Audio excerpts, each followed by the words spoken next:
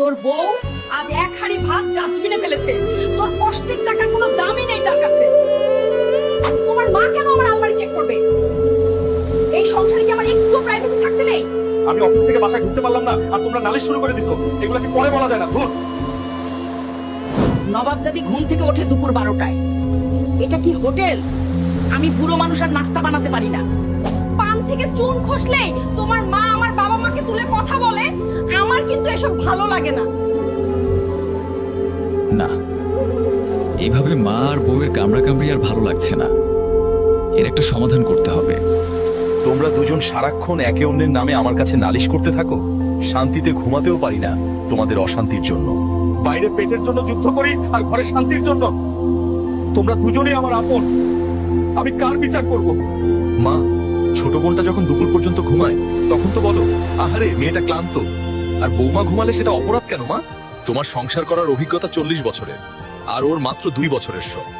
তুমি বিচারক না হয়ে শিক্ষক হও মা। তুমি এই বাড়ির ছাদ মা। ছাদ যদি দেয়ালকে আঘাত করে তবে ঘর টিকবে কি করে?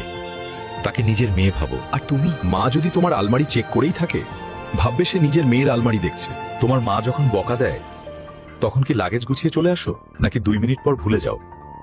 শাশুড়িকেও মা ভাবতে শিখো। আজ তুমি মাকে সম্মান না দিলে আমাদের সন্তান সেটা দেখছে।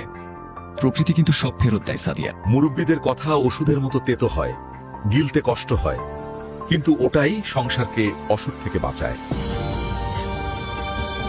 বৌমা, আমি বুড়ো মানুষ, মাঝে মাঝে মাথা ঠিক থাকে না। তুই কিছু মনে করিস না মা। না মা, আপনি আমাকে বকবেন, শাসন করবেন। আমি আপনাকে ভুল বুঝেছিলাম মা। টাকা দিয়ে খাট কেনা যায় কিন্তু ঘুম কেনা যায় না। সংসারে শান্তি না থাকলে রাজপ্রাসাদও জেলখানা। সবাই মিলে একসাথে খাবো। বিসমিল্লাহ। আজ থেকে এই টেবিলে আর কোনো ঝগড়া হবে না। একটা পুরুষ তখনই সফল যখন সে মা আর বউয়ের মধ্যে দেয়াল না হয়ে সেতু হতে পারে। একপাক্ষিক বিচার না করে দুপাশ সামলান, জীবনটা জান্নাত হয়ে যাবে। কারণ নালিশ শুনে হুট করে ঝামেলা পাকাবেন না। ঘটনা শুনুন, বুঝুন, তারপর সমাধান করুন। ন্যায়কে ন্যায় বলুন, অন্যায়কে অন্যায়। সেটা হোক মা কিংবা বউ। কাউকে কষ্ট না দিয়েও নিজের বুদ্ধি দিয়ে সমস্যার সমাধান করুন আর সংসারকে বানান শান্তির নীড়। আপনারা ফ্যামিলিতে মা এবং বউয়ের সমস্যা কিভাবে সমাধান করেন কমেন্টে জানান।